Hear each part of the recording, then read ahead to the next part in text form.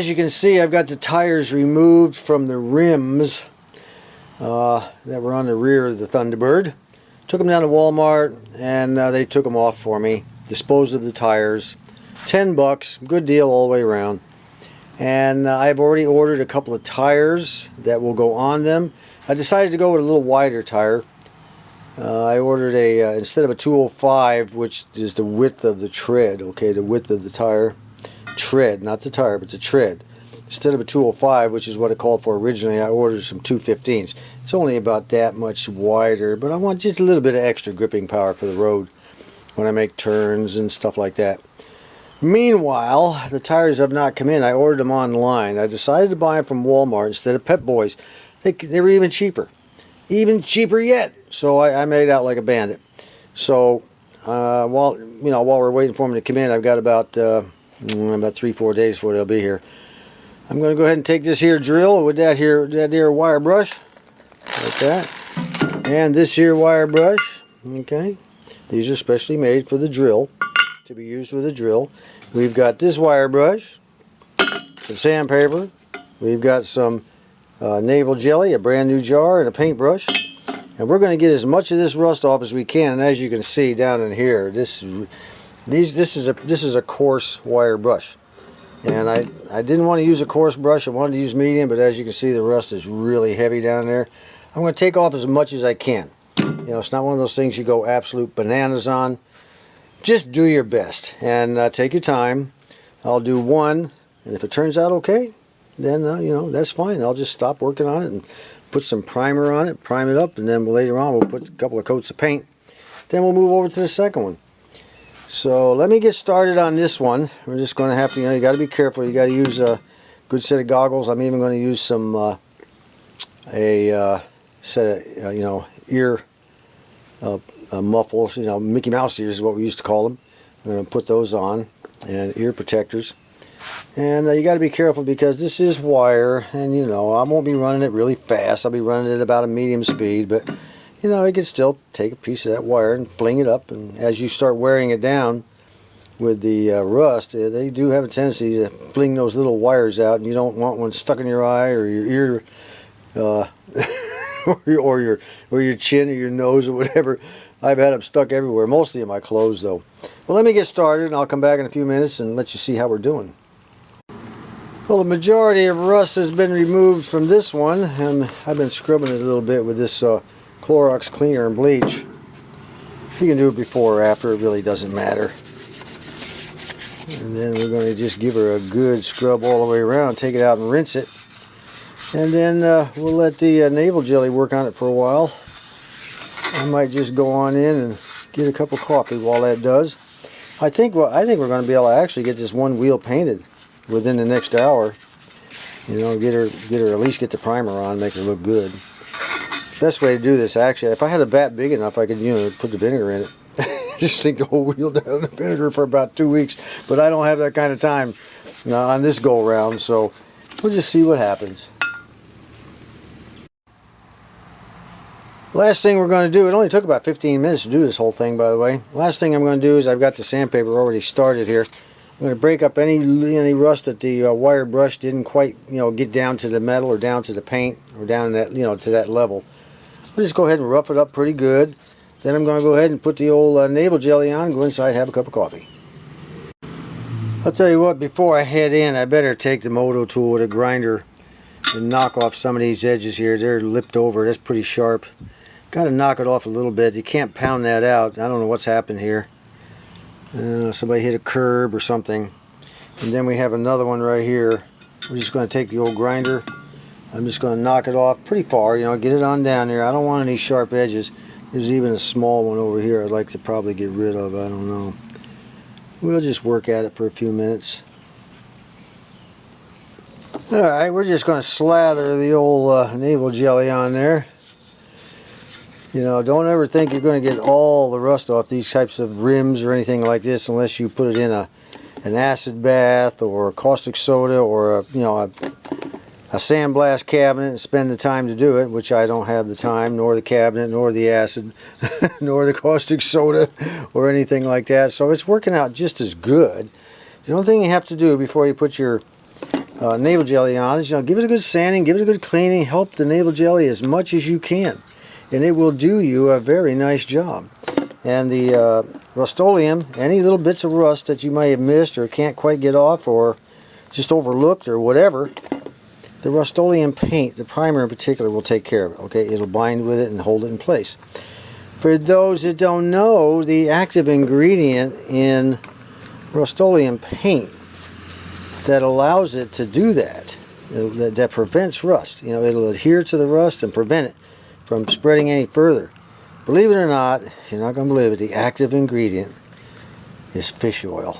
Yes, it is. Look it up. It is fish oil. Discovered by a sea captain a long time ago.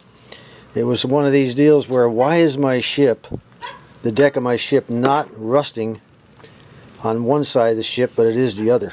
Can't figure it out. Something's not right here. Well, he was smart enough to put that information to use once he realized they did all the fish gutting on one side of the ship, and it was the fish oil that was preventing the rust. Isn't that something? So he came up with Rust-Oleum using that fish oil, and I guess he made several billions and billions of dollars. I don't know. Anyway, now it's time for coffee. The other side of the rim is looking pretty good. I still have to put the navel jelly on it, but I've got the majority of rust taken off with the wire wheel. But what's most important is this part right here, all the way around the rim, both top and bottom. This is where the bead of the tire goes against and gives you the seal so air doesn't leak. So the first thing I'm going to do is I'm going to go ahead and wire brush it all the way around, top and bottom, get all the loose stuff off. Then we'll take the wire brush to that also. I've already taken Brillo pad and cleaned it all up and got the dirt and everything off. So we're going to work on this rust right now. I want a good tight seal for those new tires.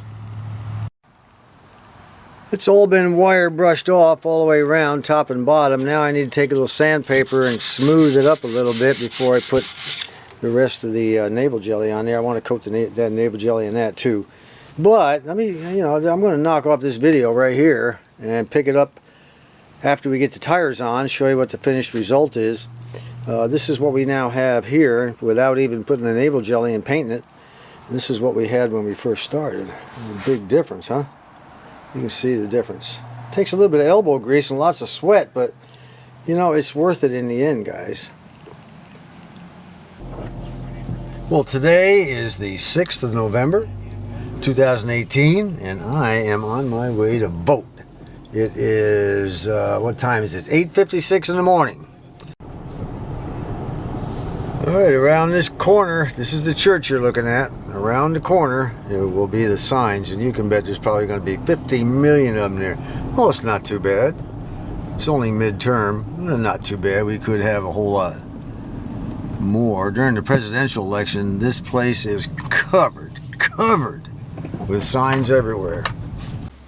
At this point, I think I'll give you a little update of what's been going on. I've kind of cleaned out this corner here that had all the jukebox crap on it and everything.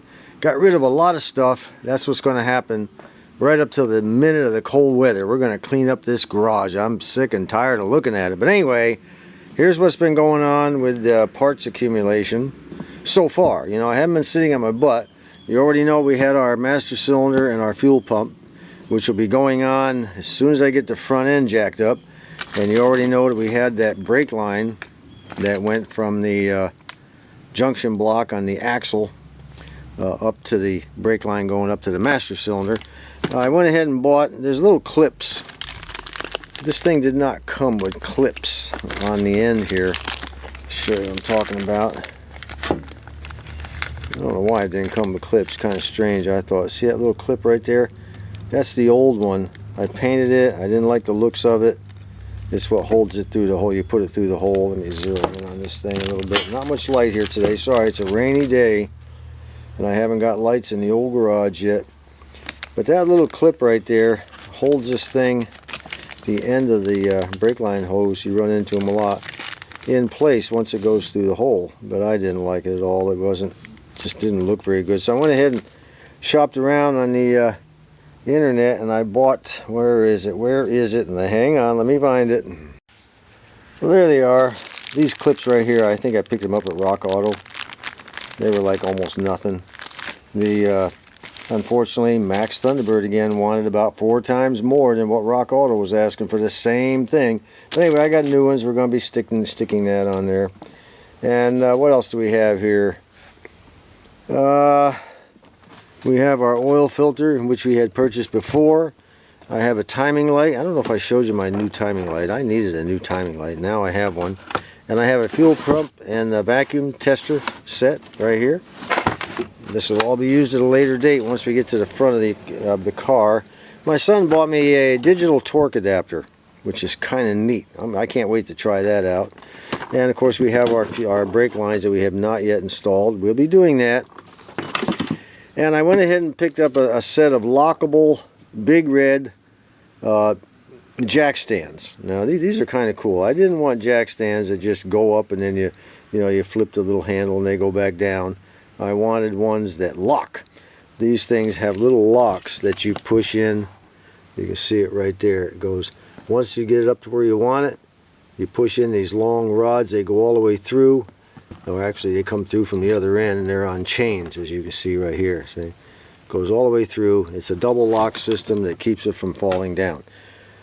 They had these things on sale. They were originally seems to me they were $76 or $77, and they had them on sale, a pair on sale for 35 bucks. I grabbed them. They came in. They're really sturdy. They're cast iron. They're really good. Yeah, I like in particular the double locks. And one of our subscribers had mentioned that my jack stands were kind of cheesy. Well, they are. I've used them for years and years. They never failed me once, but I guess it's time for new ones. He's right. So I have 2. Now I also picked up a couple of mover dollies. You'll see what those are for at a later date. And a spare tire hold down screw with now Mac Auto wanted $15 for this. I went to O'Reilly and got it for $5. And I have a retractable cord that has 3 outlets on the end. We'll be installing that if I ever get electricity in this thing. And I bought a new hose for the air compressor with a couple of connections, one on each end, and I've got to put them on with Teflon tape later. They're just on there now so I don't lose them. This is a 3/8 hose. I want to use it with the air compressor to do various things at a later date, which we will. Put these clips back in here. And what else we got? Oh yeah, this is our taillight lenses, and this of course is the center valance I showed you once before that goes underneath the bumper in the front of the car. We're accumulating this stuff because there's going to come a time when I just come back here and get it and slap it on there or work on it. We got the 2 eyebrows you have already seen that go over the top of the headlights. I don't know if they're going to work or not. I'm going to try to make them work. They're so expensive, but for a $20 pair I couldn't beat it. Remember, this is not a restoration we're doing, it's a refurbishment. It's the best I can. And I wanted something, I'll be cutting the floor out of the car on the driver's side in particular, and I could have gotten a set of big cutting wheels, that go in electric drill, and used it to cut the floor. I didn't like that idea. I don't have enough control. It's difficult enough controlling things when you get my age. You have to have something to really help you. So these are 3-inch cutting discs, and this little air operated cutter is fantastic. I only paid like $8 for it at Harbor Freight. And if it lasts, to get the job done, why not? For $8, I don't care. And of course it required a fitting. I had to put the fitting. I'll have to put the fitting in the end of that thing.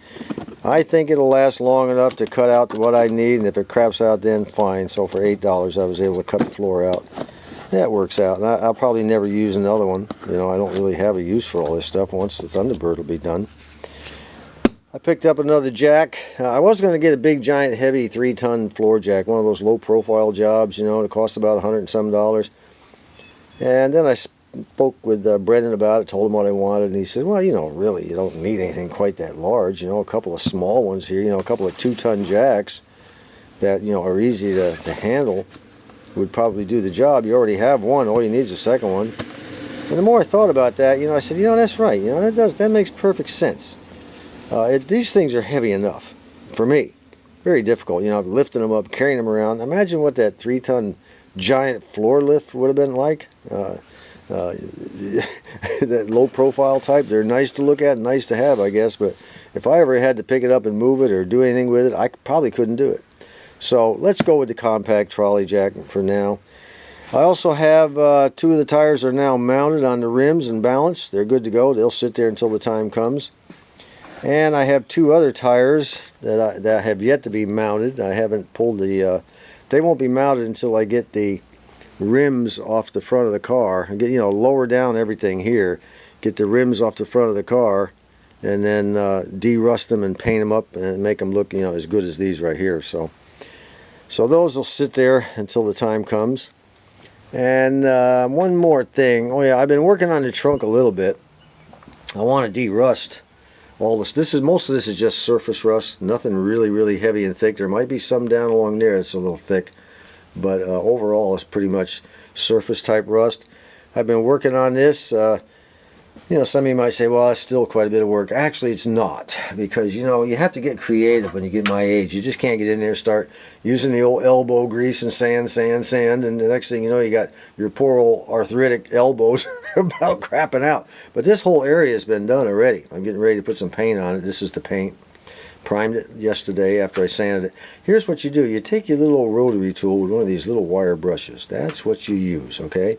And they're cheap. If they wear out, you go down and pick up 2, 3 more, which is what I'm going to do today. I'll give you a little example of how easy it is to get this kind of surface type rust off under the paint using one of these. Why sit there and sand it with a big giant sander, brrr, and all that crap, when all you got to do is hit it with this. And as you can see, it's done a magnificent job so far. I'll give you a little demo here. Are you ready? Hopefully I plugged this thing in. We'll go ahead and we'll work on these spots right here and see what we can do with them, and maybe this one over here. Oh, there we go. Okay. What you got to do is just kind of take it right off of there. It comes right off with the brush, and then you do a quick sanding when you're done. See how it makes it go away? Easy as pie. And then, because a lot of that's just on the surface, like I said. But this knocks the majority of it off. It makes it a whole lot easier. A lot less time involved. Okay, now once you get done with that, then you just take a little piece of sandpaper, kind of coarse, and just kind of hit it a little bit, and it's all gone. The sandpaper's a little wet from dampness around here, but that's all it takes. Just a quick sanding down. You don't have to kill yourself on it. Over here.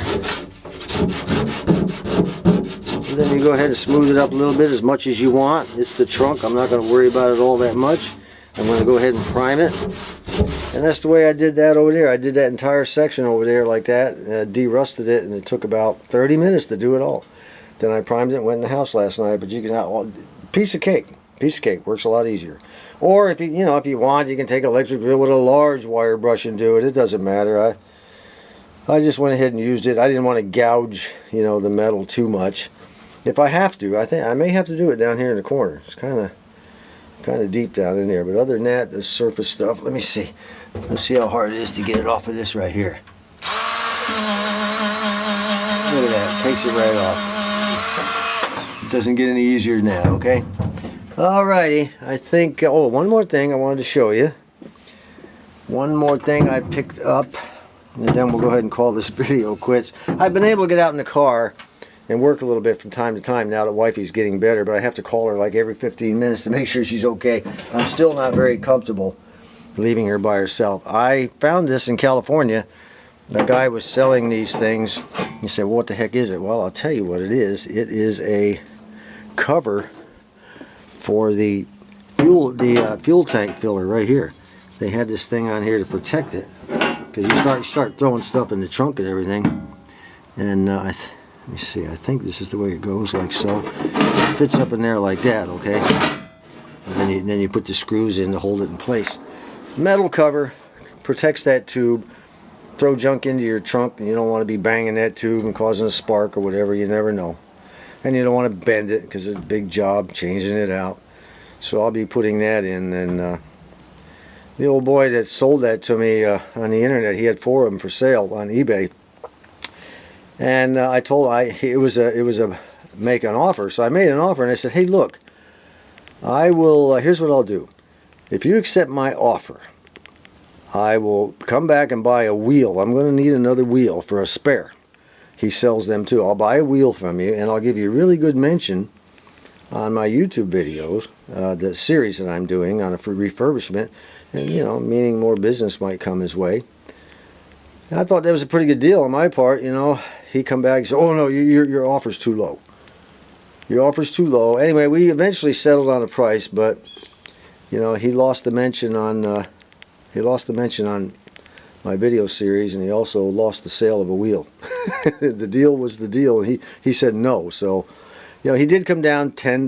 That $10 is $10 as far as I'm concerned. But I would have preferred that he accept my offer. I didn't think it was too low.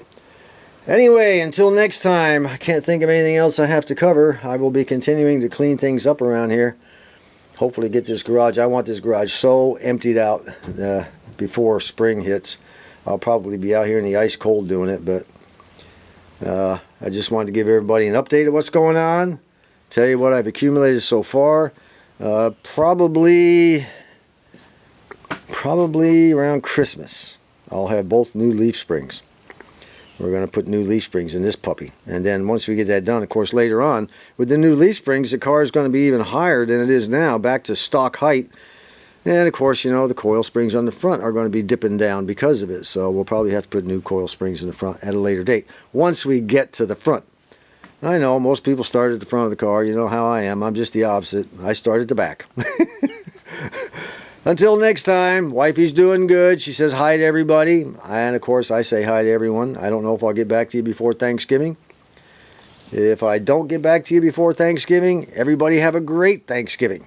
Our son's coming down with his wife and their son. We're all going to have it right here. So until next time, this is John.